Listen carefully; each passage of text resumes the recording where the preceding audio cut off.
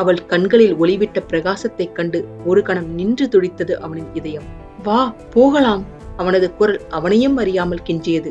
எனக்கு அங்கு போக வேண்டும் என்றால் பிடிவாதமாக கையை நீட்டி அந்த ஜொலிக்கின்ற காட்டை காட்டினான். நீ எனக்கு சத்தியம் செய்திருக்கிறாய், பிளீஸ் என்றான் கரகரத்த குரலில். முகிலின் குரல் எங்கேயோ தூரத்தில் இருந்து கேட்பது போல் அவளுக்கு கேட்டது.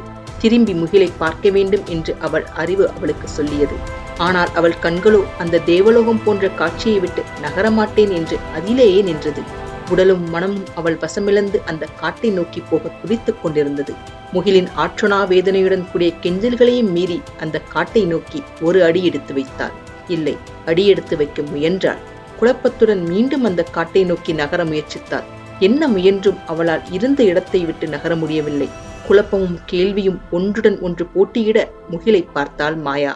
அவளின் கேள்விக்கு பதில் முகிலுக்கு தெரியும் என்று அவளின் உள்ளுணர்வு கூறியது. அவளது பார்வையில் அவனது கண்களும் முகமும் கடினமுற, இந்த காட்டுக்குள் செய்யும் சத்தியத்தை மீற முடியாது. அப்படி மீறினால் அதற்கான விளைவுகளை அனுபவித்தே ஆக வேண்டும் என்றான் அமைதியான குரலில். அந்த சத்தியம்தான் என்ன?